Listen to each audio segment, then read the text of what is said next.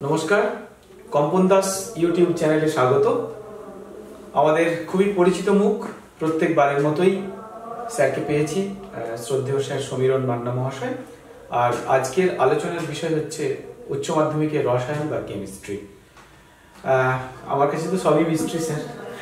যাই হোক, আমরা আলোচনায় একেবারে সরাসরি আলোচনায় চলে যাব। স্যার তো ছাত্রছাত্রীদের উদ্দেশ্যে কিছু বলবেনই প্রথমে, তারপর আমরা একেবারে সাবজেক্টে প্রবেশ করব। কেমিস্ট্রি মূলত স্যার তিনটি পার্টে বিভক্ত আমি যতদূর জানি: ফিজিক্যাল কেমিস্ট্রি, অর্গানিক আর ইনঅর্গানিক কেমিস্ট্রি। এই সিলেবাসটা কিরকম, কেমিস্ট্রি সিলেবাসে কোন চ্যাপ্টার থেকে কত নাম্বার পড়ে, এমসিকিউ, এসিকিউ এবং ব্রড কোশ্চেন, সেটা নিয়ে আমাদের আলোচনা শুরু হবে। তারপর আমরা ধীরে ধীরে এগিয়ে যাব। বেশ, নমস্কার। প্রথমে ছাত্রছাত্রীদের একবার শুভেচ্ছা জানিয়ে দিলাম।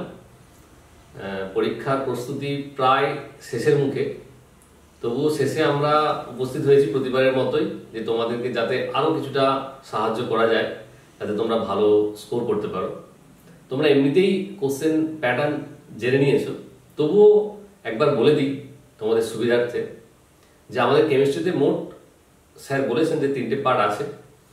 সেখানে 16টা ইউনিট আছে, 16টা অধ্যায় আছে, এবং সেখানেতে কোশ্চেনের ভাগটা এইভাবে যে 14টা মাল্টিপল চয়েস 14 নম্বরের জন্য, তারপরে 4টে 1 নম্বরের 4 নম্বর, 5টা 2 নম্বরের 10 নম্বর, 9টা 3 নম্বরের ওখানে 27 27 নম্বর, আর 3টে 5 নম্বরের 15 নম্বর। কিন্তু এই যে 5 নাম্বার, 3 নাম্বার, 2 নাম্বারগুলো কিন্তু পার্ট ওই 1+1 বা 1+2 এর বেশি আমাদের নাম্বার থাকে না। এবং যেখানে 5 নাম্বার দেখা যায় সেখানে হাফ নাম্বারেরও প্রশ্ন পড়ে, হাফ করেও থাকে, এরকম প্রশ্ন পড়ে আমাদের। ফলে বেশিরভাগটাই কিন্তু একবারে মাল্টিপল চয়েস বা নৈর্ব্যক্তিক টাইপের, যেখানে খুব বেশি ডিটেলস জানতে চাওয়া হয় না, কিন্তু আবার কনসেপচুয়াল কিছু প্রশ্ন পড়ে, সেই ভেবে আমাদেরকে উত্তর দিতে হবে। এবং ওই 16টা ইউনিট থেকে কিন্তু সবগুলো থেকেই টাচ করতে হয়। একটা বাদ দিয়ে আমি পড়বো সেটা হয় না, তাহলে নাম্বারটা কমে যাবে। ফলে ওই 16 নাম্বার বা 16টা ইউনিট তোমাকে ভালো করেই পড়তে হবে, এবং প্রত্যেকটা থেকেই প্রশ্নের উত্তর দিতে হবে। আর এই যে 4 নাম্বার বা ওই 1 নাম্বারের যে প্রশ্নগুলো, প্রথমে 4টে 1 নাম্বারের বা 5টা 2 নাম্বারের, এখানে কিন্তু ইন্টারনাল অপশন থাকে। মানে কি, যে একটা অথবা অন্য একটা করতে হবে, কিন্তু সেই চ্যাপ্টার থেকেই বা সেই অধ্যায় থেকেই সেই প্রশ্নটা করতে হয়। তাহলে এইটা হচ্ছে আমাদের মোটামুটি সিলেবাস এবং মানে কোশ্চেন প্যাটার্নটা আর কি। তাহলে স্যার আমরা প্রথমে একটু ফিজিক্যাল কেমিস্ট্রি নিয়ে আলোচনা করি। অবশ্যই। কোন চ্যাপ্টারটা, মানে কোন জায়গাটা পড়লে ছাত্রছাত্রীদের বেশি সুবিধে হবে বা ভালো নাম্বার স্কোর করা যাবে? মানে যেহেতু আমরা একেবারে শেষ সময়ে উপনীত হয়েছি, আমরা জাস্ট জিস্টটা স্যারের কাছ থেকে জানতে চাই। কোন জায়গাটা টাচ করতে হবে, ভালো নাম্বার কোথা থেকে স্কোর করা যাবে, কোন কোন ভুলগুলো ছাত্রছাত্রীরা সাধারণত করে থাকে, সেটাকে কিভাবে আমরা সংশোধন করতে পারি। একবারে তা প্রথমে ফিজিক্যাল কেমিস্ট্রিতে প্রথম 5টা অধ্যায় আছে ফিজিক্যাল কেমিস্ট্রি, এবং সেখানে যে 90 নম্বরের মধ্যে 70 নম্বরের প্রশ্ন, 70 নম্বরের যে প্রশ্ন করতে হয়, সেই 70-এর মধ্যে 23 নাম্বার ওটা ক্যারি করে ফিজিক্যাল কেমিস্ট্রিতে। ফলে এবং যে সমস্ত ছাত্ররা কেমিস্ট্রি মোটামুটি ভালো বা একটু ভালো, তারা কিন্তু প্রত্যেকেই এখান থেকে ভালো স্কোর করতে পারে এবং স্কোর করেও, এটা একটু বুঝতে সুবিধা হয়। এর একটা কারণ হচ্ছে এখানে নিউমেরিক্যাল প্রবলেমসটা বেশি পড়ে, অঙ্ক করতে হয় আর কি। তো প্রথমে আমি একবারে সলিড স্টেট, প্রথম চ্যাপ্টার যে কঠিন অবস্থা, এটা থেকে শুরু করি। এখানে একটা নিউমেরিক্যাল প্রবলেম থাকবেই। তোমরা জানো যে ঘনত্ব দিয়ে যে প্রশ্নটা আসে, সেটা প্রতি বছরই পড়ে, এবং অথবা থাকে এখানে, অথবা 2টো প্রশ্ন পড়ে, একটা অথবা একটা 3 নম্বরের। তো এখানে কিন্তু প্রশ্নটা থাকেই, যদি নাও হয় এমসিকিউতে কিন্তু অবশ্যই প্রবলেম একটা থাকে। তাহলে প্রবলেম যখন করতে তোমরা যাবে, যেখানে ব্যাসার্ধ বা বাহুর দৈর্ঘ্য বা কিনারা দৈর্ঘ্য এগুলো নির্ণয় করতে বলে, তখন অনেক সময় কি হয়, এই মানে a কিউব সমান একটা মান বের করতে দেয়, a সমান এই যে কিউব রুট অফ, এইটা বের করতে গিয়ে কিন্তু ছেলেরা হামেশাই ভুল করে। কি কারণে ভুল করে? না ধরো 10⁻⁻27 সেটা কিউব রুট করতে হবে, কিন্তু ক্যালকুলেটরে ওটা বসাতে ভুলে যায়। ওটাতে 10⁹ হবে, সেটার বদলে ও 10⁻27 লিখে দিয়ে চলে আসে। তো এইটা একটু নজর দিতে হবে, এইখানে একটা সিম্পল মিস্টেক সবাই করে। 2 নাম্বার হচ্ছে অঙ্কটা করলো, সব করলো, ইউনিটটা লিখতে ভুলে গেল, ইউনিটের যে ইউনিটে লেখার কথা সেই ইউনিটে লিখলো না, এখানে আর একটা ভুল করে। বা কিউব করতে গিয়ে অনেক সময় ক্যালকুলেটরে কিউবটা করতে ভুলে যায়। ক্যালকুলেটর চালানোর সময় একটু মাথাটা ঠান্ডা করে চালালেই এটা কিন্তু সবাই খুব ভালো মার্কসই পাবে। এছাড়া সলিড কেমিস্ট্রিতে সলিড স্টেটের যে সমস্ত জায়গাগুলো পড়তেই হবে সেটা হচ্ছে, তার মধ্যে অন্যতম হচ্ছে ত্রুটি। আমরা জানি যে দুটো ত্রুটি আছে, একটা হচ্ছে স্কটকি, একটা হচ্ছে ফ্রেনকেল। তো 2024 সালে এখান থেকে একটা প্রশ্ন পড়েছে, তবুও আমি বলবো যে স্কটকি আর ফ্রেনকেলের যে পার্থক্যটা এটা একটু পড়ে যাবে। এছাড়া ত্রুটি থেকে একটা কমন প্রশ্ন আছে, যেমন যে সোডিয়াম ক্লোরাইডকে সোডিয়াম বাষ্পের উপস্থিতিতে উত্তপ্ত করা হলে হলুদ বর্ণ কেন ধারণ করে, বা কঠিন জিঙ্ক অক্সাইডকে উত্তপ্ত করলে কেন হলুদ বর্ণ ধারণ করে। এই জাতীয় প্রশ্ন বা এই প্রশ্নগুলো কিন্তু কমন। লাস্ট যেখানে আছে ম্যাগনেটিজম থেকে প্রশ্ন আছে, কিরকম না পি টাইপ বা এন টাইপ অর্ধপরিবাহী বলতে কি বোঝো, উদাহরণ দাও। বা ফেরোম্যাগনেটিক বা অ্যান্টি ফেরোম্যাগনেটিক সম্বন্ধে বলতে কি বোঝো, তার উদাহরণ দাও, সেরকম কোনো পদার্থের উদাহরণ দাও। প্যাকিং ক্ষমতা থেকে প্রশ্ন করে, যে প্যাকিং ক্ষমতা নির্ণয় করতে বলে, সেখান থেকে তার যে আর এর মধ্যে কি সম্পর্ক, ব্যাসার্ধ এবং কিনারা দৈর্ঘ্যের মধ্যে কি সম্পর্ক, সেটা ছোট ছোট প্রশ্ন করতে পারে। এছাড়া একবারে ডিরেক্ট সংজ্ঞা সেইরকম কিছু পড়ে না এখান থেকে, যেগুলো বললাম ওইগুলোর থেকেই মোটামুটি প্রশ্নটা বেশ পড়ে যায়। নেক্সট অধ্যায় হচ্ছে দ্রবণ। দ্রবণ হচ্ছে অতি সহজ একটা অধ্যায়। এখানে একটা তো নিউমেরিক্যালস প্রবলেম পড়বেই, তোমরা সেটা সবাই জানো, যে হয় স্ফুটনাঙ্কের উন্নয়ন, না হয় হিমাঙ্কের অবনমন, আর না হলে π/CRT থেকে যে অঙ্কটা পড়ে সেইটা। এখানে কিন্তু কিছু কিছু সংজ্ঞা পড়তে হবে, সেই সংজ্ঞা তোমাদেরকে একটুখানি মনে করেই যেতে হবে। যেমন আইসোটোনিক দ্রবণ, হাইপারটোনিক দ্রবণ বা হাইপোটোনিক দ্রবণ কাকে বলে, ভ্যাট ভাগ ধ্রুবক 2024 সালে পড়েছে, ফলে ওইটাকে অ্যাভয়েড করেই যেতে পারো। এই সংজ্ঞা এবং সঙ্গে অঙ্ক। আচ্ছা, এই অঙ্ক করতে গিয়ে একটা আমি বলে রাখি যে ডেল টিবি এর মান অনেক সময় ডিগ্রি সেন্টিগ্রেড, বা ডেল টিবি বা ডেল টিএফ এর মান অনেক সময় ডিগ্রি সেন্টিগ্রেড দেওয়া থাকে। এটাকে অনেকেই কি করে না কেলভিনে রূপান্তর করতে চেষ্টা করে, কিন্তু মনে রাখতে হবে ডেল টিবি ডিগ্রি সেন্টিগ্রেডেও যা হবে কেলভিনেও তাই হবে। এরকম নয় যে ধরো উষ্ণতা বেড়ে হলো 0.01 ডিগ্রি সেলসিয়াস, তাহলে উষ্ণতা বেড়ে 0.01 কেলভিনই হবে, এরকম নয়। 0.01 এর সঙ্গে তুমি 273 যোগ করে সেটাকে কেলভিনে প্রকাশ করতে চাইছো, তাহলে কিন্তু অঙ্ক ভুল হওয়ার সম্ভাবনা থাকে। এখানে এই পয়েন্টটা একটুখানি তোমরা নোট করবে। আর আমি যেটা আগেই বললাম যে আইসোটোনিক দ্রবণ বিশেষ করে ওটা এবার একটুখানি পড়ে যাবে, বিশেষ করে দ্রবণের যে প্রকারভেদগুলো আছে এবং ওখান থেকে যে অঙ্কটা আছে π/CRT তে অনেক সময় আইসোটোনিক দ্রবণ থেকে অঙ্ক দেওয়া হয় অভিস্রবণ চাপ বার করতে, তো সেদিকটা একটু নজর দেবে। থার্ড চ্যাপ্টার হচ্ছে তড়িৎ রসায়ন। তড়িৎ রসায়নের মোটামুটি 3টে ভাগে আমরা দেখেছি যে প্রশ্নটা পড়ে। 2024 সালেও এই 3টে ভাগ থেকেই প্রশ্ন করেছে, তো আমি আশা করবো যে আবারও ওই একই জায়গা থেকে প্রশ্ন পড়বে। 3টে ভাগ কি কি আমি একবার বলে নিই।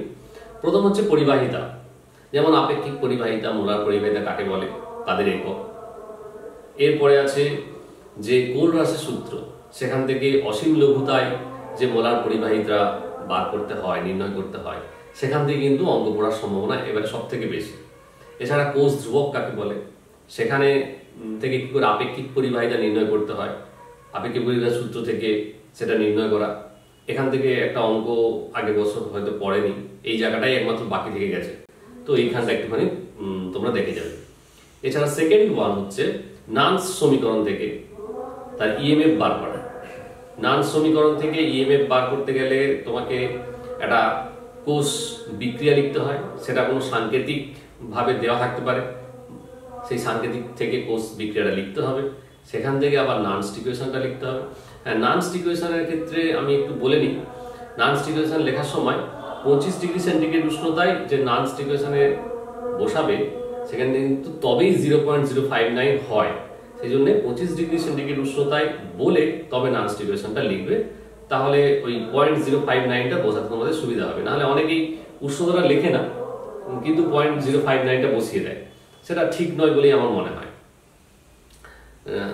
এরপরে যে জায়গাটা আছে ফ্যারাডের সূত্র, সেই ফ্যারাডের সূত্রতে যেটা পড়ে পরীক্ষাতে, যেটা নির্দিষ্ট সময় ধরে সেটা সেকেন্ডে একটা নির্দিষ্ট পরিমাণ তড়িৎ চালনা করা হলো, একটা নির্দিষ্ট সময় ধরে নির্দিষ্ট পরিমাণ তড়িৎ চালনা করা হলো, তাহলে কত পরিমাণ পদার্থ, সেটা ভরে হতে পারে, সেটা গ্যাসীয় পদার্থ হলে কোনো আয়তনে হতে পারে, তড়িৎ দ্বারে সঞ্চিত হচ্ছে, এই সংক্রান্ত কিন্তু অঙ্ক থাকেই। আগের বছরও পড়েছে, তার আগেও পড়েছে। ফলে এখান থেকে এই জাতীয় যে নিউমেরিক্যালস গুলো হয়, যে প্রবলেমগুলো হয়, সেটা তোমরা পড়বে। থার্ড ওয়ান হচ্ছে আরেকটা লাস্ট বলতে গেলে যে ওই ফ্যারাডের সূত্রতে তড়িৎ রাসায়নিক তুল্যাঙ্ক আর রাসায়নিক তুল্যাঙ্কের মধ্যে সম্পর্ক এবং ওদের এককগুলো, এটা কিন্তু একটু মনে রাখতে হবে, কারণ অনেক সবটাই পড়ে যাই আমরা আর ঠিক ওই জায়গাগুলো একটু ভুলে যাই। যেমন ওইখানেতে আরো দুটো সংজ্ঞা আমার মনে হয় পড়া উচিত, সেটা হচ্ছে হাইড্রোজেন তড়িৎদ্বার কাকে বলে এবং প্রমাণ তড়িৎদ্বার কাকে বলে। প্রমাণ তড়িৎদ্বার বিভব বলতে কি বোঝো, সেটা বইয়ের উদাহরণ সহকারে ভালো আছে। এক বছর উচ্চ মাধ্যমিকে ওইখান থেকে ডিরেক্ট প্রশ্ন এসেছিল, একবার বইয়ের উদাহরণটাই তুলে দেওয়া হয়েছিল। নেক্সট হচ্ছে রাসায়নিক গতিবিদ্যা। রাসায়নিক গতিবিদ্যা কিন্তু একটাই প্রশ্ন থাকে, এখানে কোনো মাল্টিপল চয়েস থাকে না, কোনো 1 নম্বরের প্রশ্ন থাকে না, 2 নম্বরের, 3 নম্বরের কোনো প্রশ্ন থাকে না, একেবারে 5 নম্বরের প্রশ্ন থাকে। যে 3টি 5 নম্বরের প্রশ্ন আছে তার মধ্যে একটা হচ্ছে রাসায়নিক গতিবিদ্যা থেকে আসে। রাসায়নিক গতিবিদ্যার থেকে অল্টারনেট আসতেও পারে, আবার নাও আসতে পারে, কারণ ওই 5 নম্বরের প্রশ্নে যে 3টে প্রশ্ন পড়ে তাদের দুটো অল্টারনেট আসে, একটা পি ব্লক থেকে, একটা রাসায়নিক গতিবিদ্যা থেকে, আর একটা অ্যালডিহাইড কিটোন চ্যাপ্টার থেকে। তার মধ্যে যে কোনো দুটো অল্টারনেট যে হয় দেওয়া হয়, আমি দেখেছি বেশিরভাগ সময়ই রাসায়নিক গতিবিদ্যা থেকে দেওয়া হয় আর অ্যালডিহাইড কিটোন থেকে দেওয়া হয়, কিন্তু এরকম কোথাও লেখা নেই যে ওখান থেকে দেওয়া হতে পারে। তো যদি অল্টারনেট দেয় তাহলে তো খুবই ভালো। ওইখান থেকে যে জায়গাটা তোমাকে পড়তে হবে সেটা হচ্ছে প্রথম ক্রম বিক্রিয়া এবং শূন্য ক্রম বিক্রিয়া, তার সমাকলিত রূপটা। এই যে সমাকলিত রূপ প্রতি বৎসর সমাকলিত রূপ প্রতিষ্ঠা করতে দেয়। আগের বছরেই প্রথম ক্রম বিক্রিয়ার সমাকলিত রূপ প্রতিষ্ঠা করতে দিয়েছে, কিন্তু এছাড়াও এটা পড়া দরকার, তার কারণ এখান থেকে অনেকগুলো প্রশ্ন তুমি আরো আসতে পারে। যেমন অর্ধায়ু প্রারম্ভিক গাঢ়তার উপর ডিপেন্ড করে না বা নির্ভর করে না, এই জাতীয় প্রশ্ন 1। 2 নাম্বার, প্রথম ক্রম বিক্রিয়াটা কেননা ইম্পর্টেন্ট। যদি কোনো নিউমেরিক্যালস পড়ে দেখা যায় বেশিরভাগ নিউমেরিক্যালস কিন্তু এই প্রথম ক্রম বিক্রিয়া থেকেই আসে। ফলে এই সমাকলিত রূপটা তোমাকে বুঝে শুনে করা উচিত। দ্বিতীয়ত হচ্ছে প্রথম ক্রম বিক্রিয়া এবং দ্বিতীয় ক্রম বিক্রিয়ার যে সমস্ত লেখচিত্র আছে, বিশেষ করে গাঢ়ত্বের সঙ্গে তার রেট বা সময়ে কিরকম ভাবে পরিবর্তিত হচ্ছে, সেটা প্রথম ক্রম বিক্রিয়ার ক্ষেত্রে হতে পারে, শূন্য ক্রম বিক্রিয়ার ক্ষেত্রে হতে পারে, সেখানটা একটুখানি পড়ে রাখা।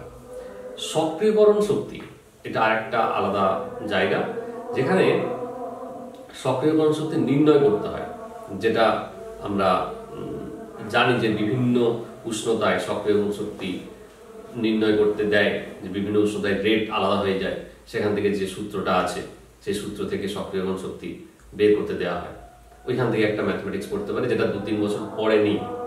তো তোমরা তো শেষ বছর, এখান থেকে পড়তেই পারে একটা। ওইখানে একটা log k ভার্সেস 1/t প্লটও আছে, সেই প্লট থেকেও অঙ্ক করতে পারে। তো তোমরা এই জায়গাটা একটুখানি ভালো করে দেখে যাবে। গতিবিদ্যার আরেকটা জায়গা যেটা একবারে প্রথমেই তোমরা অধ্যায়ের প্রথমেই পেয়ে যাবে, সেটা হচ্ছে ক্রম এবং আণবিকতা। কোনো একটা বিক্রিয়ার রেট, বিক্রিয়ার সমীকরণ দিয়ে বলা হলো সেখানে ক্রম এবং আণবিকতা কত হবে, সেখান থেকে কোনো অঙ্ক করতে পারে। ক্রম আণবিকতা কাকে বলে, ক্রম এবং আণবিকতা মধ্যে পার্থক্য কি, সেইগুলো একটুখানি দেখে যাবে। ক্রম বা আণবিকতার কি কি বৈশিষ্ট্য হতে পারে সেইগুলো কিন্তু একটু দেখে যাওয়া দরকার। এটা গেল ফিজিক্যাল কেমিস্ট্রির 4th চ্যাপ্টার। আরো একটা চ্যাপ্টার আছে পৃষ্ঠতলীয় রসায়ন।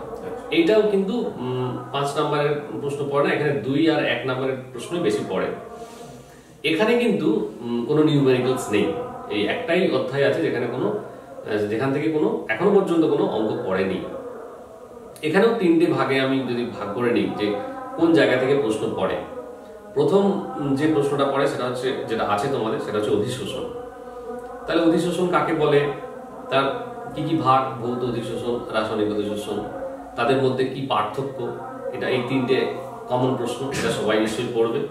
হ্যাঁ, এটা তো পড়তেই পারে সবসময়।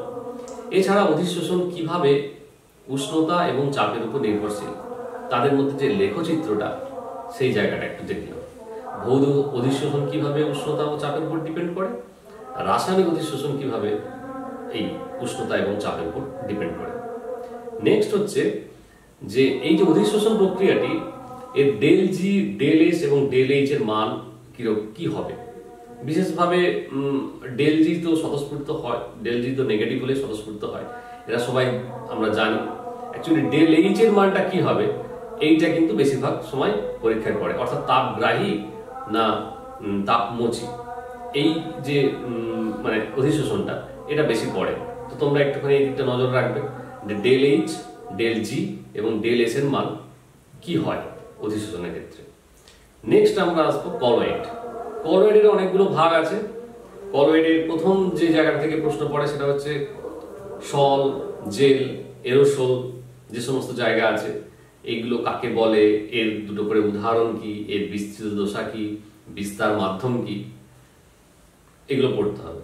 ইমালশন কাকে বলে, ইমালশন কারক কোনটা। আচ্ছা, এরপরে যেটা আছে সেটা হচ্ছে তঞ্চন। তঞ্চন থেকে কিন্তু বেশ কিছুটা প্রতি বছর একটা করে প্রশ্ন পড়ে, এটা খুবই ইম্পর্টেন্ট আমাদের কাছে।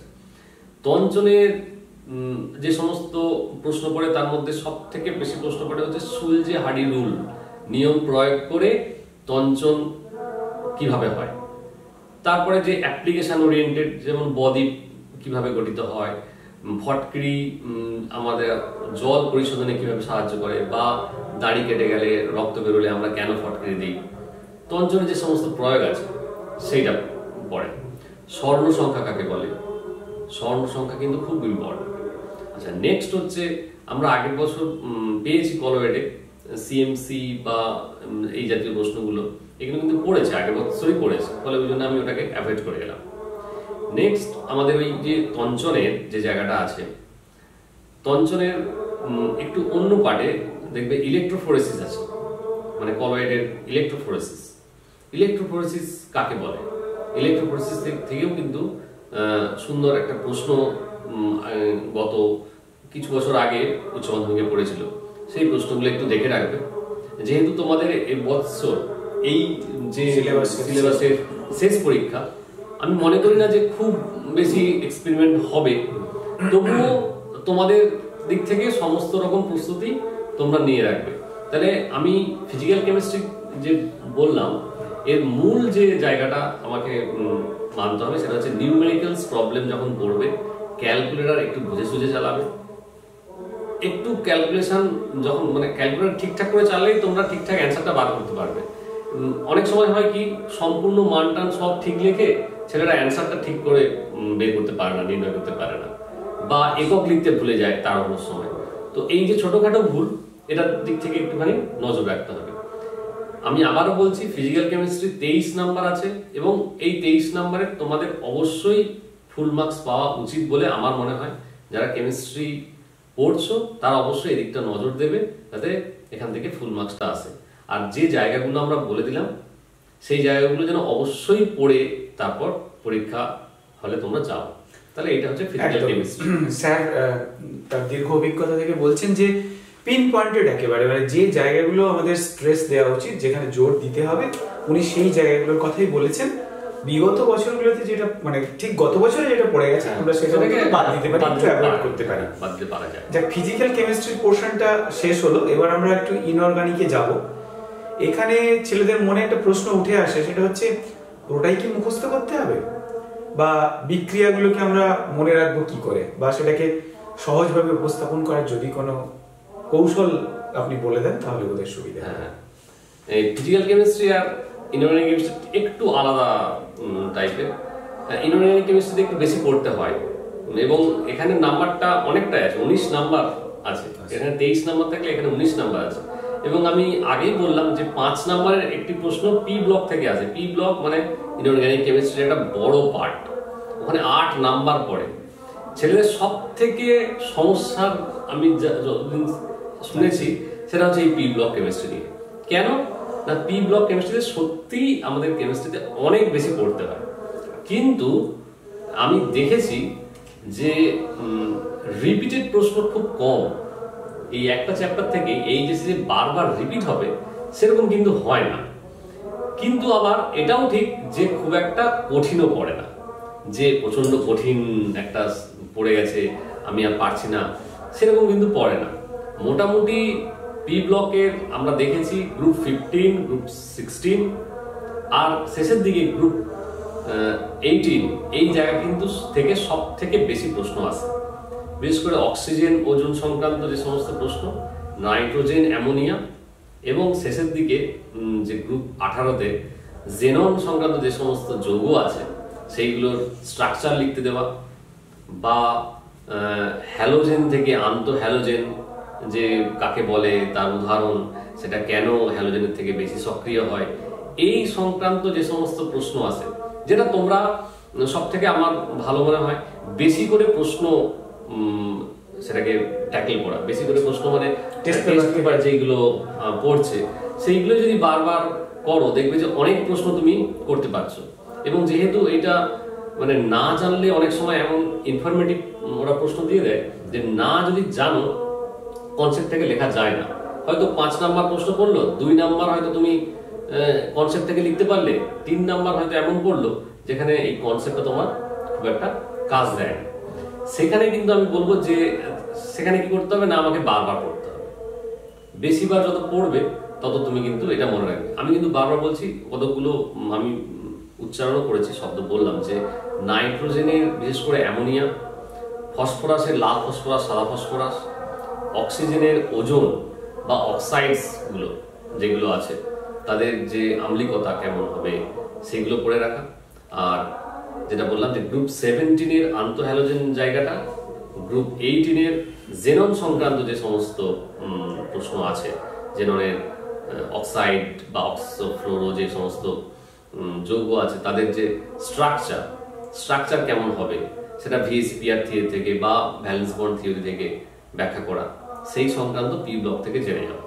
আচ্ছা, এইটা পি ব্লক গেল 8 নম্বরের, কিন্তু এর আগে একটা চ্যাপ্টার অধ্যায় আছে, সেটা হচ্ছে মৌলের পৃথকীকরণ। এইটা একটা গুরুত্বপূর্ণ অধ্যায় এবং এখানেও কিন্তু ওই ছেলেরা একটু পড়তে ভয় পায়, কিন্তু আমি বলবো যে তাহলে তোমরা টেস্ট পেপারগুলোকে ফলো করো, বা টেস্ট পেপার যদি নাও ফলো করতে পারো 10 ইয়ার্স ফলো করো। বিগত বছরের প্রশ্নগুলোর মতোই কিন্তু এই অধ্যায় থেকে পড়ে। মৌলিক পৃথকীকরণ একটু কঠিন লাগতে পারে, কিন্তু এখন অনেক কোশ্চেন প্যাটার্ন চেঞ্জ হয়ে গেছে, এখন অতটা বেশি ডিটেলসে লিখতে হয় না, এখন অনেকটা নৈর্ব্যক্তিক হয়ে গেছে। একবারে 1 নাম্বার বা 2 নাম্বারের প্রশ্ন পড়ে, যেখান থেকে তোমরা বিশেষ করে আয়রন, কপার এবং অ্যালুমিনিয়াম নিষ্কাশনের যে সমস্ত প্রয়োজনীয় যে সমস্ত বিক্রিয়া সেইগুলো করে যাও। অ্যালুমিনিয়াম, আয়রন এবং কপার নিষ্কাশনের জন্য যে সমস্ত প্রয়োজনীয় বিক্রিয়া দরকার তুমি সেইগুলো করে যাও। অবশ্যই কমন পাবে। জিঙ্ক কম পড়ে, কিন্তু জিঙ্ক আগের বছর কিন্তু এই তিনটে বললাম এখান থেকে 3টে প্রশ্ন পড়েছে। মানে আগের বছর যেমন বলেছিলাম আমরা, খুব একটা কঠিন প্রশ্ন কিন্তু হয়নি। আমি আশা করছি যে এবারও মানে বিগত বছরের প্রশ্নের মতোই এই প্রশ্নগুলো হবে, যে খুব একটা বিশেষ করে আরো একটা পার্ট আছে বশীকরণ, তাপজারণ, তোমরা এগুলো পড়তে ভুলবে না। এরপরে যে 2টো অধ্যায় আছে, একটা হচ্ছে ডি ব্লক এবং একটা হচ্ছে ডিএফ ব্লক, আর একটা হচ্ছে জটিল যৌগ।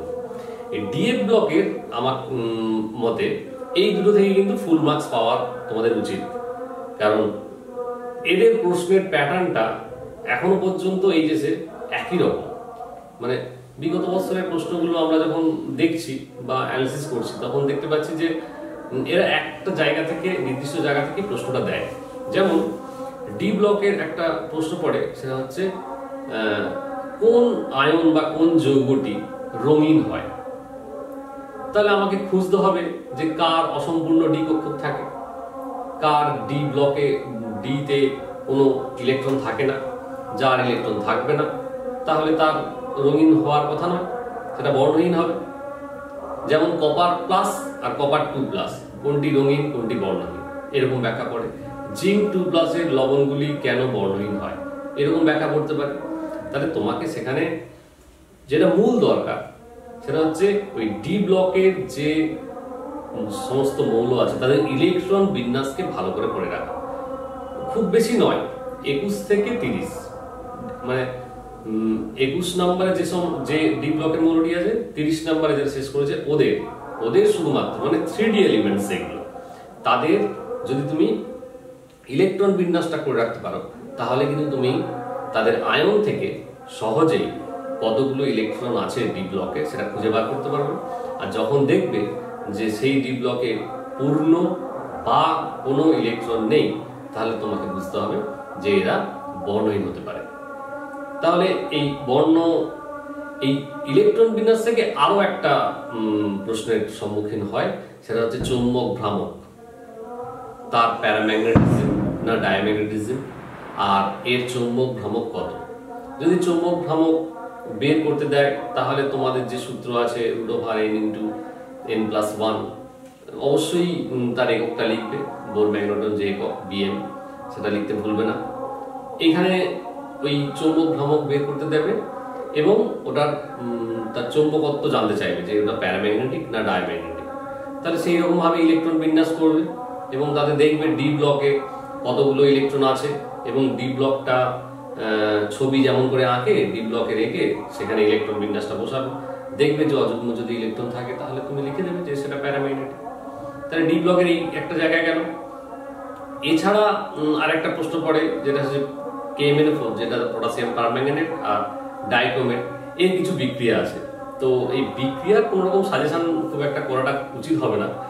যে সমস্ত বিক্রিয়া তোমরা দেখবে যে 10 ইয়ার্সে পড়েছে বা টেস্ট পেপার করছো, টেস্ট পেপার করতে করতে তোমরা পাচ্ছ, তাহলে তুমি সেইগুলোই চেষ্টা করবে। কিন্তু একটা কথা বলে রাখা ভালো যে বিক্রিয়ার সময় কিন্তু যদি বিক্রিয়া লিখতে দেয় যে সমীকরণ লেখো, তাহলে কিন্তু সেটা সমতা বিধান করেই লিখতে হবে। এরকম নয় যে তুমি সেটাকে অ্যারো দিয়ে লিখে দিয়ে চলে এলে। হয়তো লিখে দিলে একবারে না পারলে লিখতে পারো, কিন্তু আমার মতে তুমি সমতা বিধান করেই যেটা হবে সেটা পড়ে যাবে এবং সেটা লেখার চেষ্টা করবে, তাহলে সেটার ইমপ্রেশন এবং নাম্বার দুটোই ভালো থাকে। আচ্ছা, ডি ব্লকের ক্ষেত্রে ডি ব্লক তো বললাম, এবার এফ ব্লকের একবারে কমন কিছু প্রশ্ন আছে। অ্যাকচুয়ালি আমাদের কি হয় না, টেক্সট বইটা তো নয় আমাদের, ঠিক যে বইটা দেওয়া হয় সেটা জয়েন্ট এন্ট্রান্স IIT সবার জন্য দেওয়া হয় এবং খুব বড় বই, ছেলেদের একটু পড়তে অসুবিধা হয়। তবুও বলবো যে ওখানে পরিচ্ছদ সংক্রান্ত অনেক প্রশ্ন আছে, তুমি যে কোনো প্রশ্ন পড়তে পারো, যে কোনো বই পড়তে পারো, তাতে কিছু প্রশ্ন দেওয়া থাকে, কমন প্রশ্ন এর ব্লকের ক্ষেত্রে দেখবে।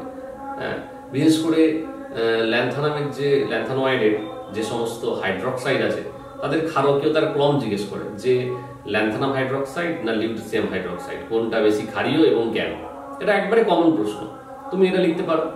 বা একটা গ্যাডোলিয়াম বা ইউরোপিয়াম দিয়ে দিল, ওর ইলেকট্রন বিন্যাস 3+ দিয়ে দিল।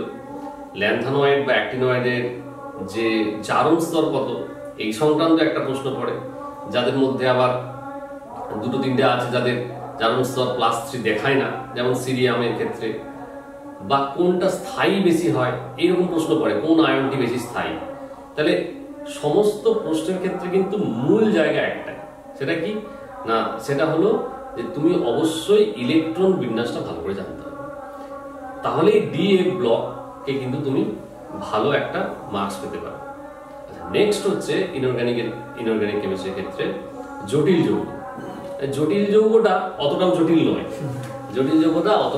নয়। তার কারণ জটিল যৌগেরও আমি যেমন বলছিলাম যে ইনঅর্গানিক কেমিস্ট্রিতে কিন্তু P ব্লক ছাড়া বাকি যে সমস্ত আছে তাদের বেশিরভাগটাই কমন প্রশ্ন আছে, যে বরাবর যে কনসেপ্ট থেকে এসেছে, এবারেও আমি আশা করছি যে সেই কনসেপ্টের বাইরে খুব একটা যাবে না। যে জটিল যৌগের ক্ষেত্রে কিন্তু অতটাও জটিল নয়, তার কারণ জটিল যৌগের কিছু প্রশ্ন আছে, যেমন হচ্ছে প্রথম হচ্ছে আইইউপিএসসি নামকরণ, ওদের বইয়েতে যেগুলো আছে সেইগুলো পড়লেই হবে। যে কোনো বই, তুমি বইয়েতে যে উদাহরণগুলো আছে সেইগুলো পড়লেই খুব ভালো করে এই প্রবলেমটা সলভ করতে পারবে।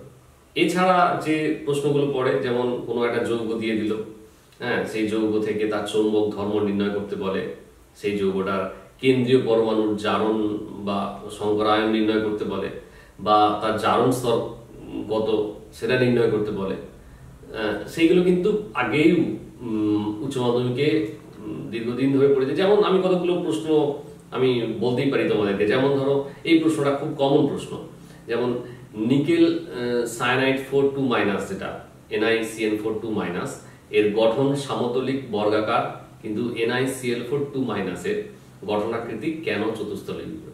এই প্রশ্নটা যেমন কমন প্রশ্ন, একবারে প্রায় প্রশ্ন তুমি দেখতে পাবে, টেস্ট পেপারেও দেখতে পাবে, আর উচ্চ মাধ্যমিকেও পড়েছে, সংসদের নমুনা প্রশ্ন এই প্রশ্নটা ছিল।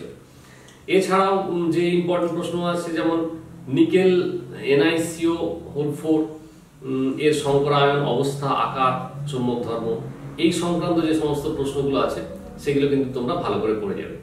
আচ্ছা, এর সমবায়বতা থেকে কিছু প্রশ্ন পড়ে, সমবায়বতা থেকে, যেমন অবস্থানগত সমবায়বতা বা হাইড্রেটেড সমবায়বতা, যে সমস্ত সমবায়বতা আছে।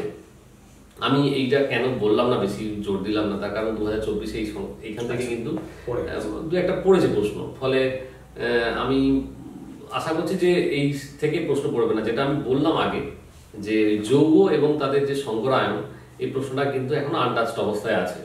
ফলে বিশেষ করে নিকেল বা কোবাল্টের যে সমস্ত যৌগ আছে, আয়রনের যে সমস্ত যৌগ আছে, COF6 3- এই আয়নটি পরাচুম্বকীয়, কিন্তু CONH3 6 3+ এই আয়নটি তিরস্চুম্বকীয় কেন? এইটা একটা প্রশ্ন, খুব ভালো প্রশ্ন, এটা তোমরা কিন্তু বলতে পারো, মানে পড়ে দেখতে পারো। তাহলে ইনঅর্গানিক কেমিস্ট্রিতে যে 19 নাম্বার, এটাকে তোমরা যদি পি ব্লকটা একটু বেশি পড়তে পারো, একটু বেশি পড়তে হবে, একটু খেটে পড়তে হবে।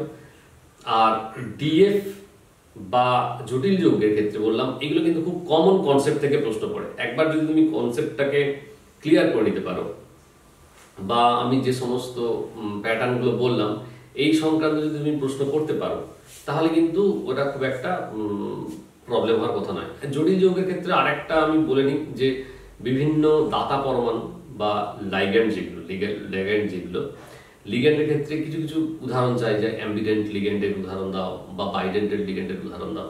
তো এইটা একটুখানি মাথায় রাখবে। আর ইউপ্যাক্ট নোমেনক্লেচার কিন্তু তোমরা যেমন শিখেছো, ক্যাটায়নিক পার্ট আলাদা, অ্যানায়নিক পার্ট আলাদা। এই যখন ক্যাটায়নিক পার্ট লিখবে বা অ্যানায়নিক পার্ট লিখবে, সেখানে কোনো রকম গ্যাপ দেওয়া যাবে না, এবং তার যে জারণ স্তর সেটা তুমি রোমান হরফেও লিখতে পারো বা +3 হরফেও লিখতে পারো। রোমান হরফে লেখা আমার মনে হয় বেটার। হ্যাঁ, তো যেই রকম নিয়ম তোমরা কিন্তু সেই রকম নিয়ম ফিল আপ করবে। ইউপ্যাক্ট নোমেনক্লেচার কেউ ইংরেজিতে লিখতে পারলে খুব ভালো হয়, কিন্তু ঠিক আছে, যদি ইংরেজিতে নাও লিখতে পারো তাও কোনো সমস্যা হয় না, ফুল মার্কসই পাবে। কিন্তু বানান বা এইসবের দিকে একটুখানি খেয়াল রাখবে। যে স্কেলে ফেরেট বা কোবাল্টেট লিখতে হয়, সেটা তোমরা যদি না লেখো তাহলে কিন্তু নাম্বার অবভিয়াসলি কেটে যাবে। পি ব্লকটা একটু বেশি করে পড়বে, বাকিগুলো কনসেপচুয়াল যে কনসেপ্টগুলো আমরা বারবার বলছি সেইগুলো অবশ্যই দেখে যাবে। আশা করা যায় যে পি ব্লকের যে সমস্যা সেটা অতটা বেশি হবে না। বেশ, তাহলে আমরা ইনঅর্গানিকটাও শেষ করলাম। এবার আসছি যেটা সবচেয়ে গুরুত্বপূর্ণ কেমিস্ট্রি, সেটা অর্গানিক পার্টে। এবং স্যার মনে হয় ছাত্রছাত্রীরা সবচেয়ে বেশি ভয় পায় এই অংশে। একবারে আমাদের হাতে সময় তো খুব কম, তা ছাত্রছাত্রীদের পক্ষ থেকে মানে আপনার কাছে অনুরোধ, এই জায়গাটা টাচ করা, মানে এই অল্প দিনে কিভাবে প্রস্তুতি নিলে ওরা অর্গানিক পার্টটাতেও ভালো নাম্বার স্কোর করতে পারবে। অর্গানিক পার্ট আমরাও আমাদের ছাত্র জীবনে কিছু কিছু সময় ভয় পেতাম, এখনো ছেলেরা ভয় পায়। তার মূল কারণ হচ্ছে এর যে লজিক আছে না, এই লজিকটা কিছুতেই ছেলেরা বুঝতে চায় না। বা ক্লাস 11-এ একটুখানি যে এর যে শুরুটা আছে সেইটা হয়তো অনেক সময় ভয়ের কারণ হয়ে দাঁড়ায়। কিন্তু অর্গানিক কেমিস্ট্রি একবার ম্যাথমেটিক্সের মতো, তুমি যদি জানো তাহলে ফুল মার্কস পাবে, এর কোনো এদিক ওদিক হয় না মার্কসটা। তবু অর্গানিক কেমিস্ট্রিতে আমি আগে 23 তারপরে 19 নাম্বার বলে দিয়েছি। তো তো বাকি পড়ে থাকে পুরোটাই অর্গানিক কেমিস্ট্রি। তার বাইরে শেষের দিকে যে 3টে অধ্যায় আছে, যেখানে 10টা নাম্বার আছে, জীবজ অণু, পলিমার আর দৈনন্দিন জীবনের রসায়ন, এটা কিছুটা অর্গানিক বেসড, বাট এটাকে অ্যাপ্লাইড কেমিস্ট্রি বলা যায়। ছেলেরা এটা কিন্তু ভালো আবার স্কোর করে, মানে এটা দৈনন্দিন অভিজ্ঞতা থেকে অনেক উত্তর দেওয়া যায়, এবং এটা একটু মুখস্থ টাইপের আর কি, এখানে খুব একটা কনসেপ্টের দরকার হয় না। তো যাই হোক, আমি ওইটা একটু পরে বলবো। প্রথমে অর্গানিকের অধ্যায়গুলো নিয়ে আলোচনা করা যায়। আচ্ছা, অর্গানিকের অধ্যায়ে আমরা মোটামুটি 4টে অধ্যায় আছে আমাদের কাছে। একটা হচ্ছে হ্যালো অ্যালকেন, হ্যালো অ্যারিন, একটা অ্যালকোহল, ফেনল, ইথার, তৃতীয় হচ্ছে aldehyde, ketone and carboxylic acid, আর শেষেরটা হচ্ছে নাইট্রোজেন জাত যৌগসমূহ। তো প্রত্যেকটা থেকে প্রায় সমান নাম্বার আছে, আর অ্যালডিহাইড, কিটোন থেকে একটু বেশি 5 নাম্বার আছে, 5 কি 7 নাম্বার আছে হয়তো। তো আমি একটা এটা দেখতে চাই যে তোমরা এতদিনে অবশ্যই যেটা করে ফেলেছো সেটা হচ্ছে অর্গানিক কেমিস্ট্রির যে নেম রিয়াকশনগুলো আছে সেগুলো নিশ্চয়ই তোমরা ভালোভাবে আয়ত্ত করতে পেরেছো। যদি না করে থাকো, আমার এখনকার যে সাজেশন তোমাদেরকে, নেম রিয়াকশন কিন্তু সবটাই জানা চাই। নেম রিয়াকশনে কি জানতে হবে না, কোনটা থেকে তুমি কোনটা রূপান্তর করছো, মানে কি থেকে কি রূপান্তর করছো, আর কোন রিয়েজেন্ট ব্যবহার করছো, বা কোন কন্ডিশন তোমার লাগছে একটা জিনিস থেকে আরেকটা জিনিস রূপান্তর হতে। তোমাদেরকে এই 3টে জিনিস জানতে হবে: বিক্রিয়ক, বিক্রিয়াজাত পদার্থ, আর বিকারক। নেম রিয়াকশনের ক্ষেত্রে প্রত্যেকটা নেম রিয়াকশনের এইটা কিন্তু তোমাকে ভালোভাবে জানতে হবে। কেন বলছি তার কারণ হচ্ছে, অ্যালডিহাইড, কিটোন, কার্বক্সিলিক অ্যাসিডের যে প্রশ্নটা পড়ে, 5 নম্বরের একটা প্রশ্ন পড়ে, এবং সেই 5 নম্বরে অ্যারো দিয়ে একটা বিকারক আর বিক্রিয়াজাত পদার্থ দিয়ে দেওয়া হয়, অ্যারো দিয়ে বিকারকটা চাওয়া হয়, এবং তাতে হাফ নাম্বার থাকে। 10টা এরকম চাওয়া হবে, 10 × 1/2 = 5। তাহলে তোমাদের কতটা নিখুঁত হতে হবে তাহলে। এবং আমি দেখেছি আমার যতদিন এইচএস পরীক্ষা হচ্ছে এই সিলেবাসে 2015 থেকে, কখনোই কিন্তু খুব কঠিন প্রশ্ন পড়ে না, এবং নেম রিয়াকশন থেকে একবারে তুলে দিয়ে দেওয়া হয়, এবং ইয়ার টু ইয়ার ভ্যারি করে, মানে এই বছর যেটা পড়েছে ঠিক তারপরের বছর বাদে অন্য বছর আবার একই প্রশ্ন পড়ছে, হয়তো একটু অন্য রূপে, কিন্তু তোমাদের কি লক্ষ্য করতে হবে যে কই কি থেকে কি হচ্ছে। এটা যদি তুমি লক্ষ্য করতে পারো তাহলে তুমি দেখবে সেটা অবশ্যই খুব সহজেই পেরে যাবে। তাহলে তোমাকে যেটা অ্যালডিহাইড, কিটোন, কার্বক্সিলিক অ্যাসিডের জন্য করতে হবে, টেস্ট পেপার ধরে ধরে লিখতে থাকো, প্র্যাকটিস করতে থাকো। এখন এইটা একমাত্র উপায়। আর যদি একবারে পরীক্ষার সামনাসামনি এসে তোমরা ওটাও বন্ধ করে দাও, তুমি যেটা প্র্যাকটিস করেছো সেইগুলো বারবার দেখতে থাকো, তাহলে কি হয়, অনেকটা তোমাদের মাথায় চলে আসবে যে যেই পরিবর্তনগুলো কিভাবে করা হচ্ছে। নেক্সট আমি তাহলে প্রথমের দিকে চ্যাপ্টারগুলো আসি। হ্যালো অ্যালকেন, হ্যালো অ্যারিন, এখানে কতগুলো স্টাইলের প্রশ্ন পড়ে। যেমন 1 নম্বর হচ্ছে আরএস নোমেনক্লেচার। আরএস নোমেনক্লেচার থেকে প্রশ্ন মাল্টিপল চয়েসেও পড়তে পারে, বা তোমাকে কোনো একটা গঠন দেখিয়ে বলতে পারে যে এটা আর না এস, সেটা বল।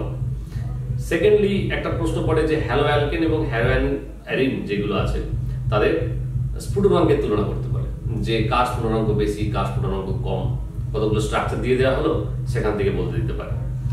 লাস্ট আরেকটা প্রশ্ন পড়ে SN1 SN2 থেকে। যেমন তোমরা জানো এই প্রশ্নটা খুব কমন প্রশ্ন, যে জলীয় পটাশিয়াম হাইড্রোক্সাইড জবরের সঙ্গে উত্তপ্ত করলে ক্লোরোইথেন ইথানল উৎপন্ন করে, কিন্তু একই শর্তে ক্লোরোবেনজিন কোনো বিক্রিয়া করে না। যেমন ক্লোরোবেনজিন করে না, আবার বেনজাইল ক্লোরাইড সে বিক্রিয়া করে কেন? এই প্রশ্নটা খুব কমন প্রশ্ন, এবং এই যে কনসেপ্টটা বললাম এই কনসেপ্টের যে উত্তরটা হবে এইরকম স্টাইলেরই ঠিক ঘুরিয়ে ফিরিয়ে একই রকম প্রশ্ন পড়ে, এবং 2-3 বছর আমি দেখেছি একই রকম প্রশ্ন পড়ছে, নতুন কোনো প্রশ্ন খুব একটা পড়ে না। লাস্ট হচ্ছে SN2 বিক্রিয়ার ক্রিয়া কৌশল, মানে ক্রিয়া কৌশল চাওয়া হয়, তোমাদের সিলেবাসে এটা আছে যে SN2 বিক্রিয়ার ক্রিয়া কৌশল এটা লেখো।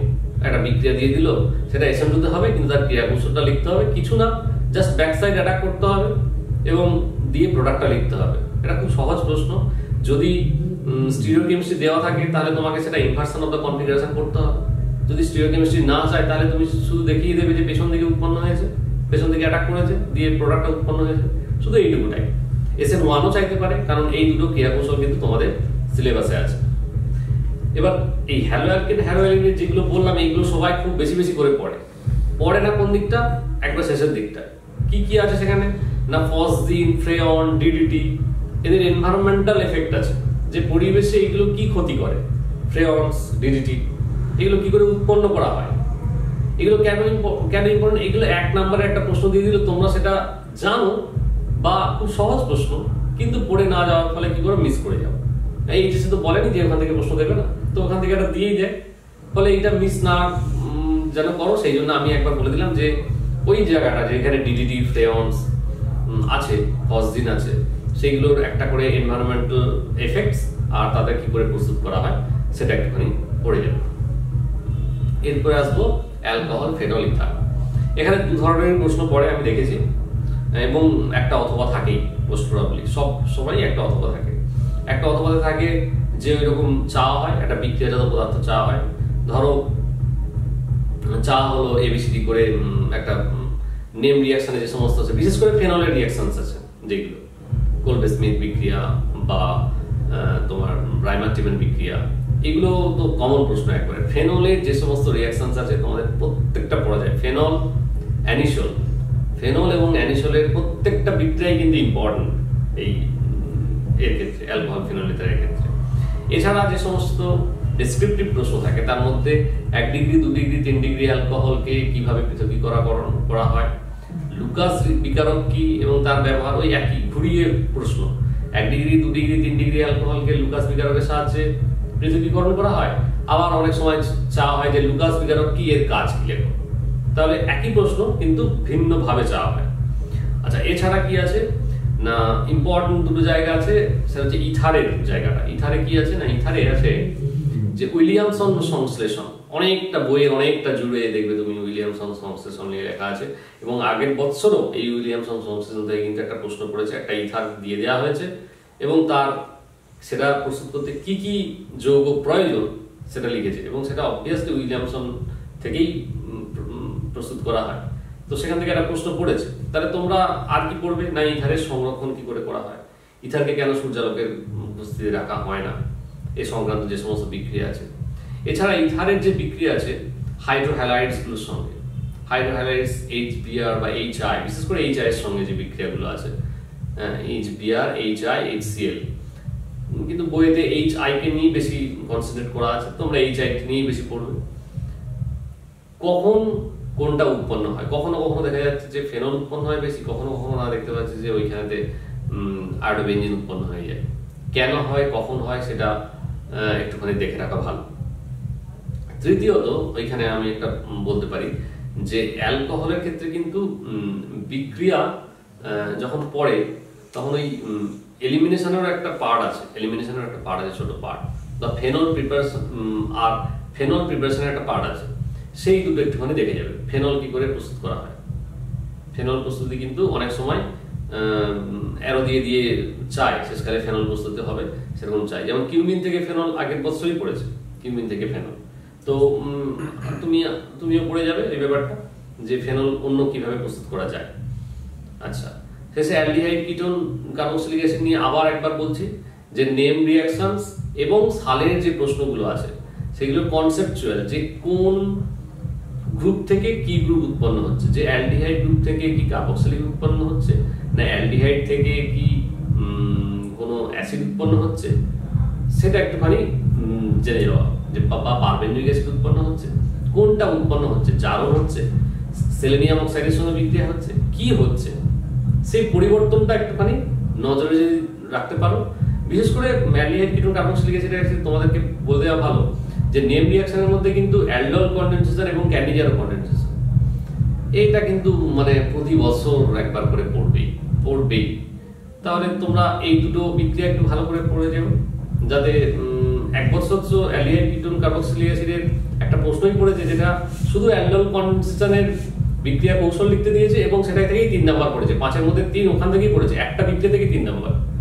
তো এটা ইম্পর্টেন্ট, অবশ্যই ইম্পর্টেন্ট যে ক্ষারের সঙ্গে অ্যালডিহাইডের যে সমস্ত বিক্রিয়া আছে সেই বিক্রিয়াগুলো, বা যে সমস্ত অ্যাডিশন বিক্রিয়াগুলো আছে অ্যালডিহাইডের কোনো একটা যৌগের সঙ্গে, যেমন জলের সঙ্গে, অ্যালকোহলের সঙ্গে, যেমন NaHSO3 এর সঙ্গে যে বিক্রিয়াগুলো আছে এইগুলো বারবার পড়ে যাওয়া, এইগুলো থেকেই কিন্তু প্রশ্ন পড়ে। বা নেম রিয়াকশন যেগুলো আছে সেগুলো বারবার পড়ে গেলে আমি আশা করছি অ্যালিয়েট কিটোনটাও ওটা সমস্যা হবে না। লাস্ট যেটা আমাদের অর্গানিক কেমিস্ট্রিতে লাস্ট, সেটা হচ্ছে নাইট্রোজেন জাত যৌগ, যে সমস্ত জৈব যৌগ আছে তার মধ্যে তিনটে আমাদেরকে মোটামুটি ভালো করে পড়তে হয়।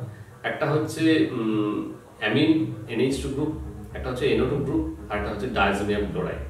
সায়ানাইড, আইসোসায়ানাইড খুবই আমাদের সীমিত এর মধ্যে আছে, যেগুলো থেকে একবারে কমন কিছু প্রশ্ন আছে, যেমন সায়ানাইডের আর্দ্র বিশ্লেষণ আছে, সেটা একটুখানি ভালো করে পড়ে নেবে। সায়ানাইডের আর্দ্র বিশ্লেষণ, সায়ানাইড আইসোসায়ানকে কিভাবে পৃথকীকরণ করা যাবে, এই দুটো ডাইপোল মুভমেন্টের সাহায্যে কিভাবে এদেরকে আলাদা করতে পারবো সেটা একটুখানি জেনে নেবে। প্রথমে আছে নাইট্রো গ্রুপের মধ্যে মুলিগেন বার্গার টেস্ট, যেটা আগে প্রশ্ন পড়ে গেছে। যেটা বলছি সেটাই যদি পড়ে যায় তাহলে ভালোই হলো। যে নাইট্রোবেনজিনের যে সমস্ত বিজারণ আছে, তিনটে তো বিজারণ আছে, একটা অ্যাসিড মাধ্যমে, একটা পশম মাধ্যমে, একটা ক্ষারীয় মাধ্যমে। তাহলে তিনটে বিজারণের একটা বিজারণ যদি পড়ে যায়, বাকি দুটো থাকলো পড়ে, সেই দুটো একটুখানি ভালো করে নাইট্রোবেনজিনের পড়ে নেওয়া। বাকি কিন্তু অ্যামিনটা খুব ইম্পর্টেন্ট, অ্যামিন থেকে প্রশ্ন পড়ে। যদি দেখা যায় যে শুধু এবিসিডি চিহ্নিত করতে দিয়েছে, ওদের তো সেই অ্যারো দিয়ে দিয়ে লিখতে বলে এ কোনটা, বি কোনটা, সি কোনটা, তাহলে খুব সুবিধা হয়ে যাবে। তার কারণ ওইটা কিন্তু তুমি আগের বছর যে সমস্ত প্রশ্নগুলো পড়েছে যেমন পরিবর্তন করতে দেয়, একই রকম দেয়, খুব একটা পার্থক্য করে না। কি পার্থক্য করে না, আম্লিকতা, যে অ্যামিনের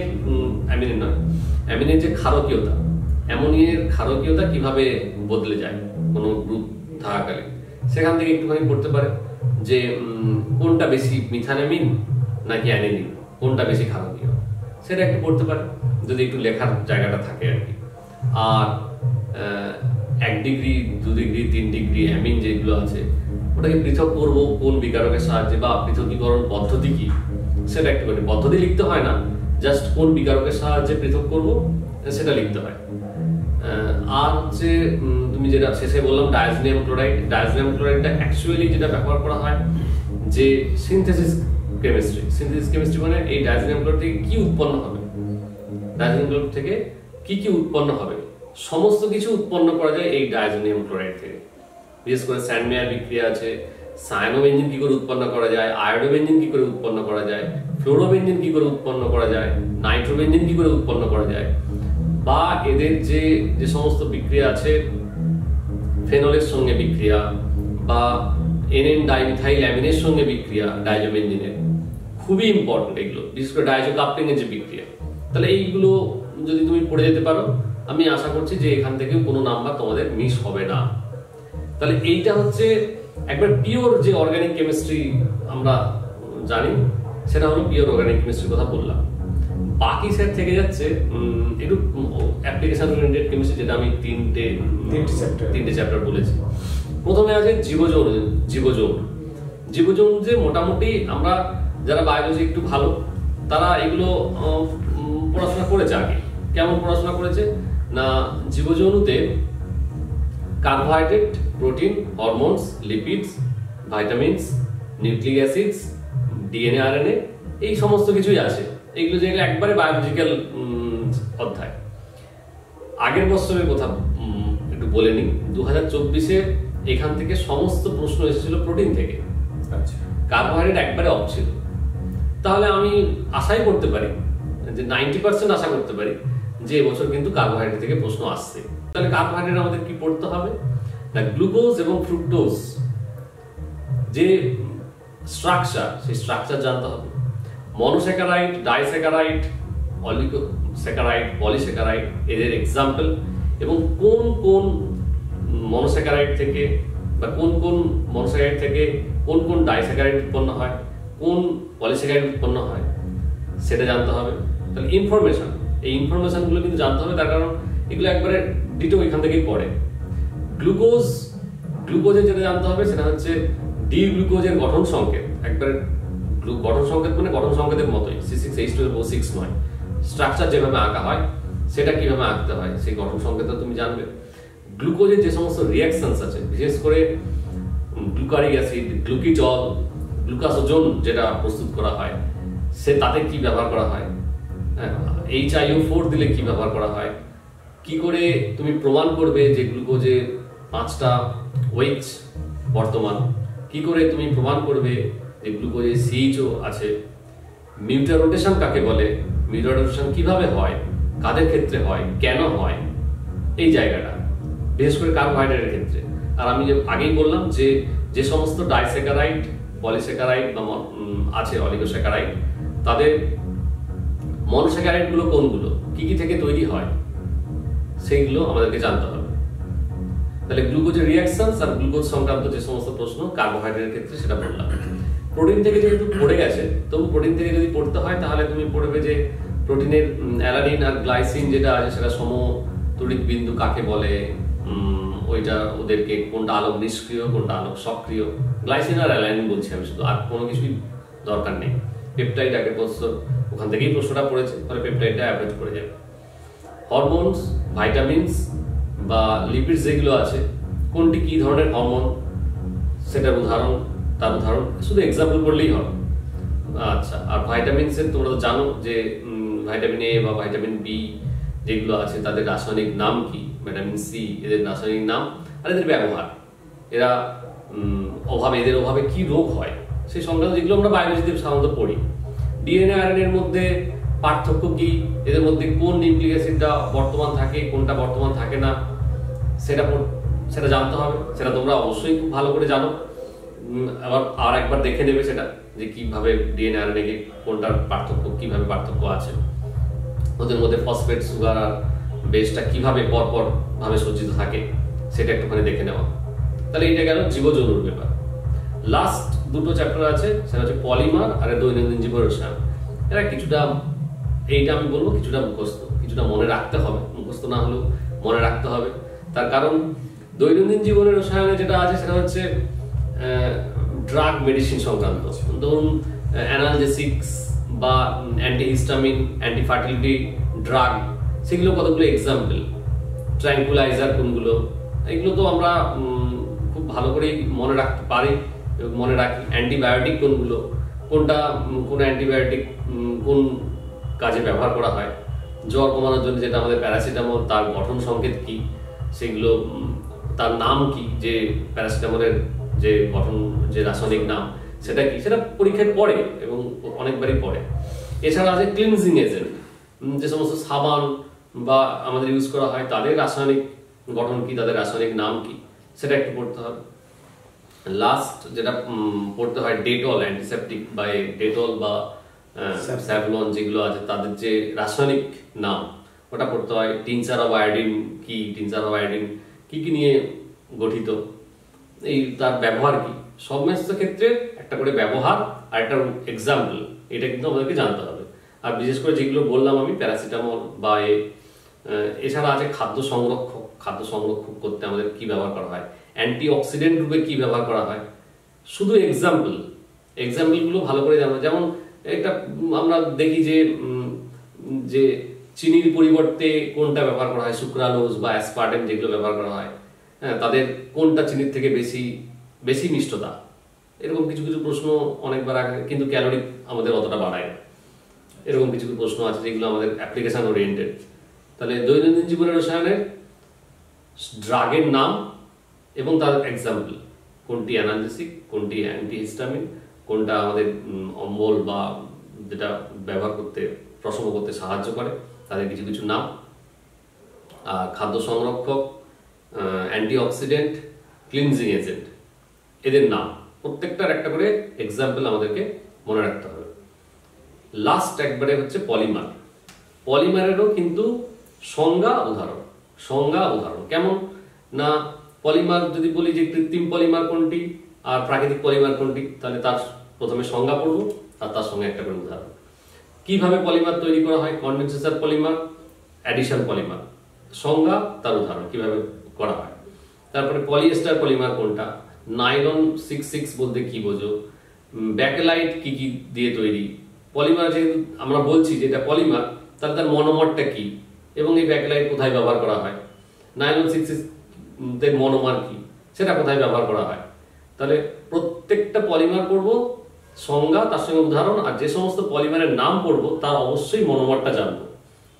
শেষে একটা প্রশ্ন থাকে যে বায়োডিগ্রেডেবল পলিমার কোনটা, নন বায়োডিগ্রেডেবল পলিমার কোনটা, সেটাও তা কাকে বলে এবং তার একটা করে এক্সাম্পল।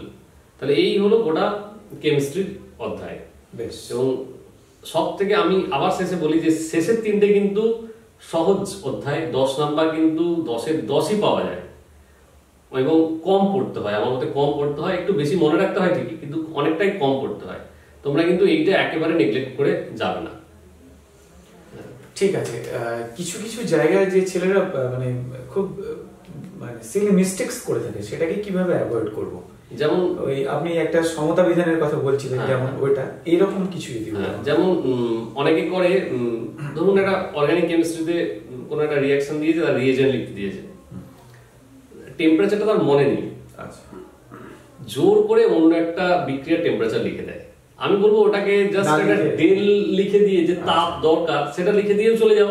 কিন্তু যদি একটা বিক্রিয়া লিখতে গিয়ে অন্য বিক্রিয়া তুমি যদি টেম্পারেচার লিখতে দাও, তখন কিন্তু একটা ডিসক্রেডিট। হ্যাঁ, আর একটা হচ্ছে নিউমেরিক্যালস এর ক্ষেত্রে, অঙ্ক করার ক্ষেত্রে কিন্তু ছেলেদের হামেশাই এটা হয় যে মানে অন্যের সঙ্গে মেলাতে যায়, বা মনে হয় যেন নিজেরটা ভালো হয়নি, অন্যটা ঠিক হয়েছে। এইরকম করার সময় দেখা যায় যে মানে কেমিস্ট্রিটার দিকে, এই ক্যালকুলেটরের দিকে নজর না দিয়ে অন্য কিছু করতে গেল, তখন একটা ভুল হয়ে যাওয়ার সম্ভাবনা থাকে। এইটা একটা সমস্যা।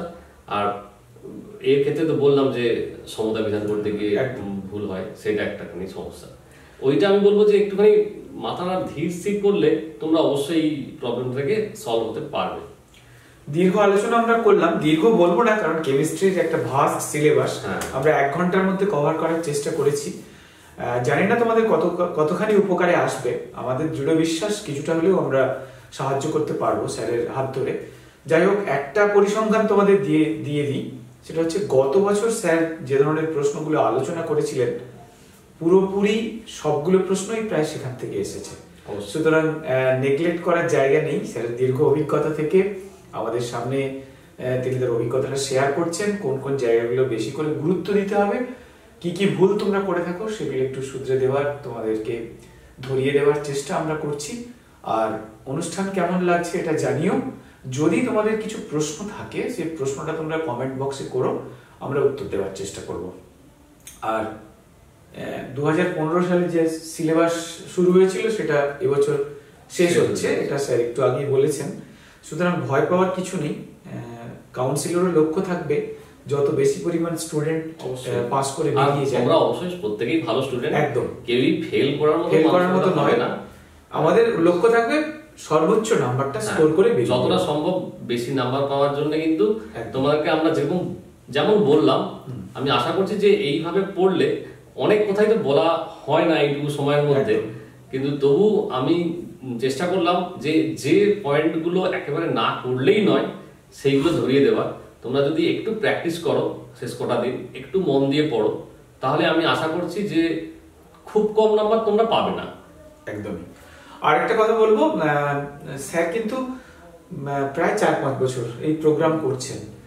যদি কারো মনে একটু ইন্টারেস্ট জেগে থাকে, সে তাহলে অন্তত গত বছরটা বাদ দিয়ে তার আগের 2-3টে বছর যদি দেখে নিতে পারে, সেখানে চ্যাপ্টার ওয়াইজ হয়তো কোনো একটা বিষয়ে আলোচনা রয়েছে, সেখানে ওদের মানে ছাত্রছাত্রীদের ডাউটটা আরো বেশি ক্লিয়ার হবে, এরকম একটা হতে পারে। বেশ, তোমাদের সকলের পরীক্ষা খুব ভালো হোক। আমাদের দুজনের পক্ষ থেকে, আমাদের সকলের পক্ষ থেকে এই শুভকামনা জানাই। আর বিশেষ কিছু বললাম না, তোমরা সবাই ভালো রেজাল্ট করো, এই আমাদের শুভেচ্ছা রইল।